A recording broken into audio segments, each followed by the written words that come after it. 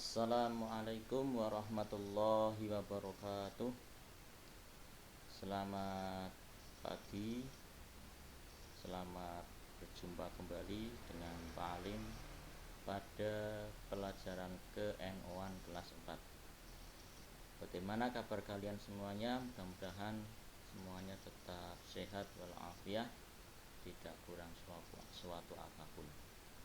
Anak-anakku semuanya, hari ini kita akan belajar kembali, masih meneruskan materi tentang pengenalan terhadap tokoh perintis dan pendiri Nahdlatul Ulama, Kiai Haji Abdul Wahab Hasbullah atau biasa dipanggil Mbah Wahab.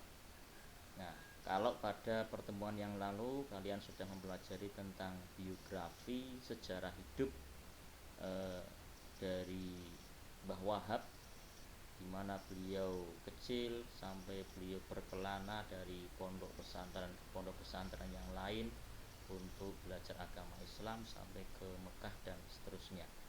Nah, hari ini kita akan memasuki bagian kedua dari perjuangan beliau sebagai tokoh panutan pada masa penjajahan Belanda.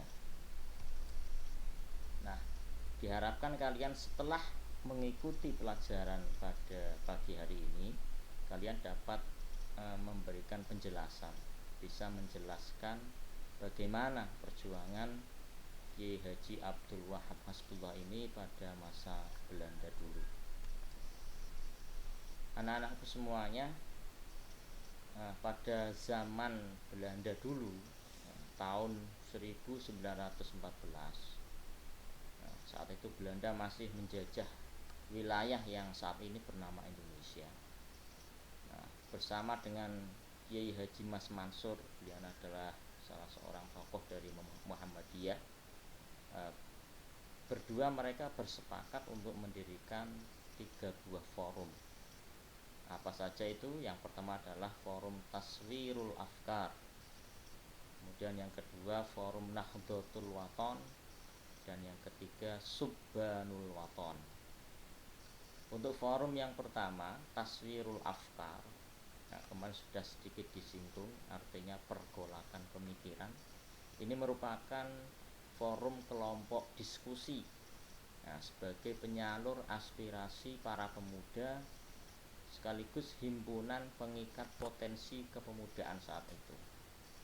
Nah, di forum ini berbagai persoalan masyarakat ini didiskusikan, mulai dari persoalan agama, kemudian budaya, ekonomi, politik, keamanan, sampai dengan masalah-masalah dunia internasional.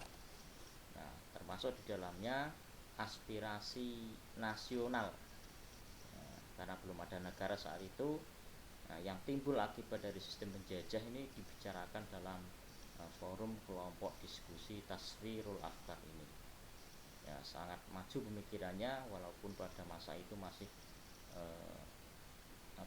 serba keterbatasan. Yang kedua, forum yang didirikan Mbah Wahab adalah Nahdlatul Wathon.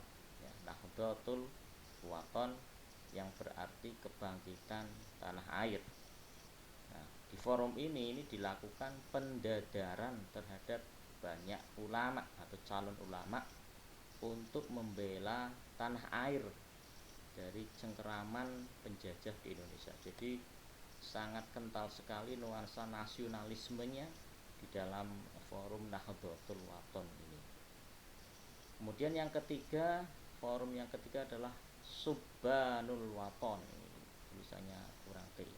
Subbanul Wathon berarti pemuda tanah air.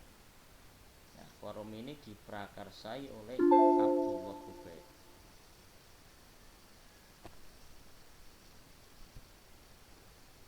Forum ini diprakarsai oleh Abdullah Ubaid. Nah, gerakannya memperkuat operasional dari Nahdlatul Wathon. Nah, ketiga forum tadi, mulai dari Taswirul Afkar, Nahdlatul Wathon, dan Subbanul Wathon, ini pada hakikatnya merupakan satu aliran perjuangan nasionalisme, ya, yang arahnya adalah bagaimana mewujudkan Indonesia yang merdeka, terbebas dari penjajah Belanda kala itu.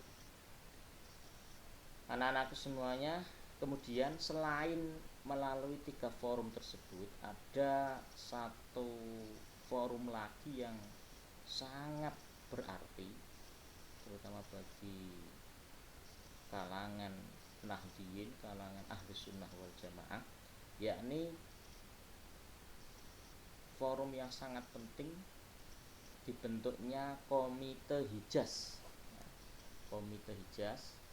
Nah, di sini ada beberapa tokoh yang terlibat di dalamnya, mulai dari Mbah Wahab Hasbuwa sendiri, kemudian bersama Syekh Ahmad Ghanaim dari Mesir, kemudian Kiai Haji Asnawi dari Kudus, nah, dengan didukung sepenuhnya penggalangan dananya oleh Haji Hasan Gipo. Haji Hasan Gipo ini adalah nantinya menjadi ketua umum PBNU yang pertama di Surabaya. Kemudian Haji Burhan, ini mereka memimpin Komite Hijaz, ya, Komite Hijaz untuk berangkat ke Arab Saudi. Nah, tujuannya apa? Untuk protes, ya, untuk menentang, ya, menyampaikan keberatan kepada Raja Arab Saudi kala itu, yakni Raja Ibnu Saud, yang dikabarkan akan menerapkan aliran pemikiran atau madhab tunggal, yaitu hanya Wahabi yang akan diberlakukan di Arab Saudi sana. Nah, sehingga ini ditentang, ya, oleh terutama para kiai-kiai pengasuh pondok pesantren yang ada di Indonesia, dan bahkan mayoritas ulama dari seluruh dunia menentang hal ini. Dan alhamdulillah perjuangan dari Komite Hijaz ini berhasil. Raja Ibnu Saud akhirnya mengurungkan niatnya untuk menerapkan satu aliran pemikiran tunggal, dan akhirnya diberikan kebebasan untuk beragam madhab, bahwa madhab itu ya bermacam-macam, untuk melaksanakan ibadah di Mekah sebagai kiblat agama Islam di dunia. Nah, anak-anakku semuanya, itu materi ringkas kita pada pertemuan kali ini. Nah, sebagai penutup kami berikan penugasan untuk kalian. Silakan nanti kalian kerjakan dengan jawab pertanyaan berikut dengan benar. Yang pertama, sebutkan 3 nama forum yang didirikan Mbah Wahab Hasbullah pada zaman Belanda. Tadi apa saja, ya.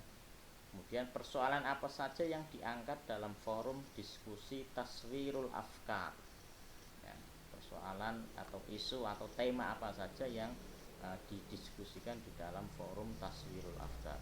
Yang 3, apa yang dilakukan forum Nahdlatul Wathon. Yang keempat, siapa saja tokoh yang terlibat atau masuk di dalam Komite Hijaz. Dan yang terakhir, apa tujuan didirikannya Komite Hijaz. Nah, selamat belajar, selamat mengerjakan tugas.